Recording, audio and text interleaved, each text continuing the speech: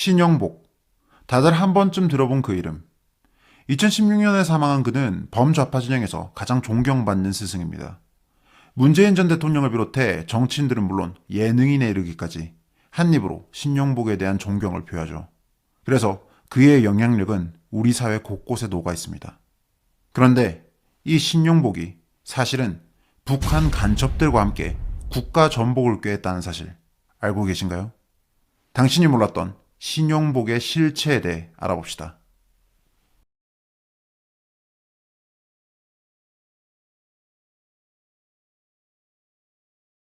성공회대의 석좌 교수이자 학자로서 수많은 제자들을 배출해온 신영복.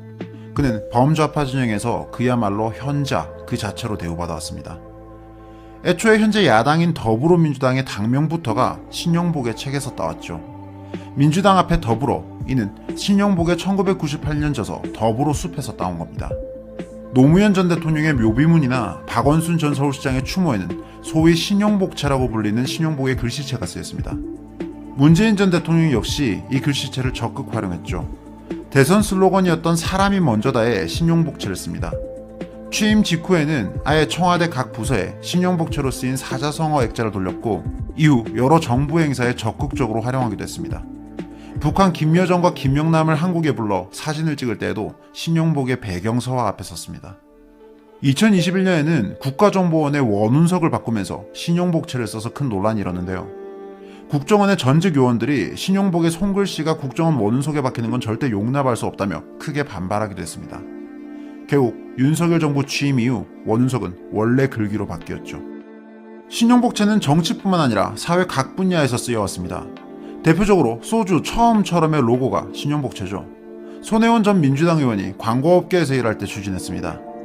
유명 가수의 앨범부터 소설의 표지, 인터넷 폰트에 이르기까지 신용복이라는 한 개인을 상징하는 글씨체가 이렇게까지 광범위하게 쓰이는 사례는 찾아보기 어렵습니다. 이런 일이 가능했던 건 사회 각 분야에서 좌파적 정치 성향을 가진 사람들이 신용복이라는 인물을 추앙했고 그에 대한 대대적인 선전활동을 했기 때문입니다. 실제로 좌파 진영에 사상적으로 투철한 인물들은 대다수가 신용복을 자신들의 스승으로 대우하고 있고 진영의 큰 어른으로서 존경하고 있죠. 신영복이 사망했던 2016년 그에게 쏟아졌던 정계를 비롯해 문화계, 종교계 등의 추모와 존경은 마치 대통령 서거를 연상케 할 지경이었습니다. 도대체 그가 누구였길래 이 정도의 사회적 영향력을 갖췄던 걸까요? 네로라는 좌파 인사들의 스승이자 사상적 지도자인 신영복. 그 뿌리를 알기 위해서는 통역당 사건을 들여다봐야 합니다.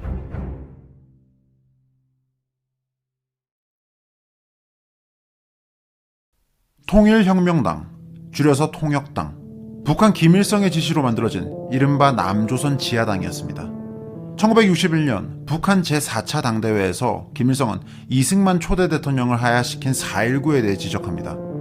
4.19 사태를 공산혁명으로 유도하지 못했던 건 남한 내 혁명을 이끌 조직이 없었기 때문이다 라고 말하죠. 그리고 이에 따라 남조선 지하당 구축 교시를 내놓습니다. 대한민국을 적화시키기 위한 비밀 조직을 만들고 여기에 공작원 투입을 비롯해 여러 지원을 하라는 지시였습니다. 이에 따라 북한의 대남 공작 지도부는 여러 준비를 한 후 1963년 4월 간첩들을 난파시켜 요원들을 포섭하는데요. 그렇게 김종태, 김진락 등 한국 내에서 공산혁명을 이끌 핵심 세력들을 영입합니다. 이들이 바로 통일혁명당 창당준비위원회의 간부들이 되죠. 통역당 인물들은 이때부터 총 4차례에 걸쳐 북한에 밀입부 갑니다. 밀입국 중 대남 총국장을 비롯한 북한 내 공작 임무 최고위급 인사들을 만나 밀봉 교육을 받습니다. 밀봉 교육이란 북한에서 대남 간첩 양성을 위해 쓰는 훈련입니다.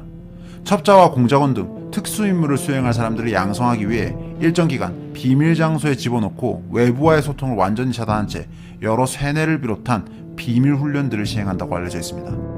이렇듯 북한으로부터 육체와 정신을 단련받은 그들은 거액의 공작 자금과 기관총, 수류탄 등 중무장을 하고서 대한민국에 들어 활동합니다. 그들이 북한으로부터 받은 명령, 사회 각 분야에 침투해 대중에게 주체 사상을 퍼뜨리고 사회주의 건설을 선동하라.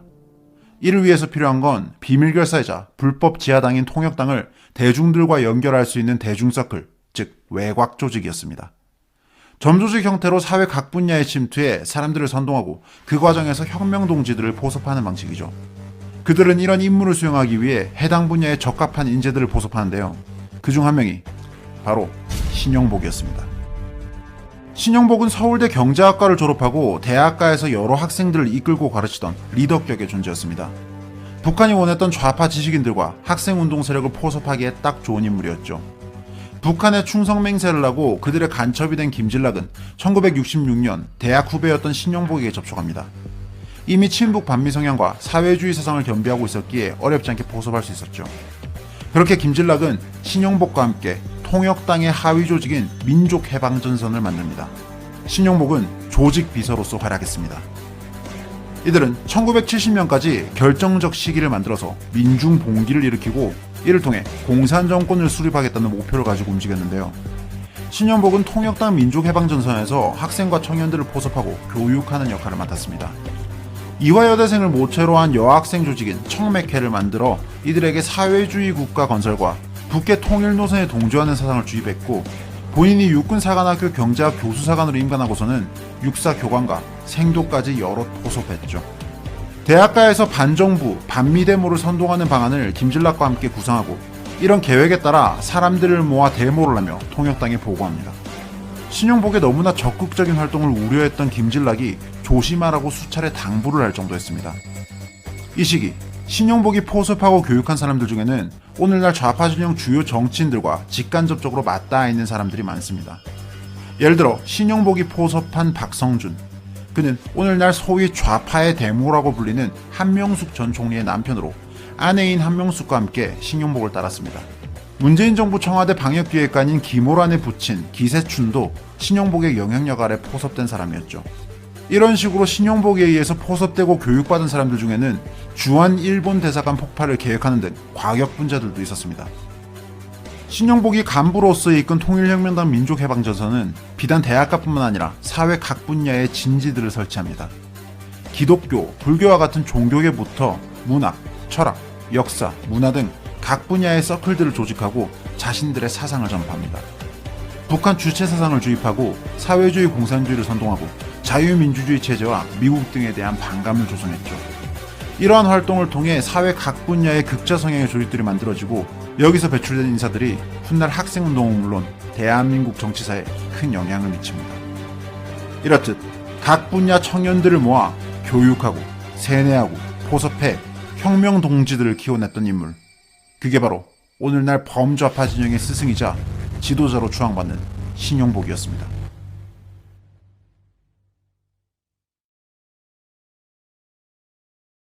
한반도 적화와 대한민국 전복을 노렸던 통역당, 이들은 결국 1968년 중앙정보부에게 덜미를 잡힙니다. 통역당의 간부들이 중앙정보부에 쫓기게 되자 북한에서는 이들을 지원하기 위해 제주도 서귀포로 어선으로 가장한 공작선을 보내는데요. 안보당국은 북한이 통역당 인사들을 구출하려고 움직일 거라는 점까지 예상하고 이를 대비했습니다.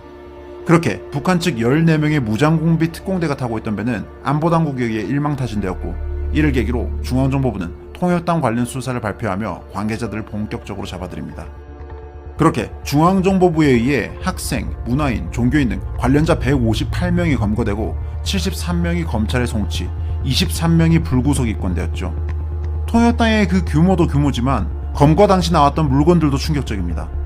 무장 공작선, 고사포, 무반동총, 중기관총, 권총, 수류탄, 실탄 등 어마어마한 중무장과 더불어 레이더와 무전기, 라디오 수신기 등 통신 및 감청 장비까지 가지고 있었습니다. 북한의 지시에 따라 때가 오면 무장 집단의 유격전을 통해 무력 투쟁을 하고 수도권 장악 등 주요 작전을 위한 준비물들이었습니다. 말 그대로 전쟁을 위해 본격적인 채비를 갖추고 있었던 겁니다.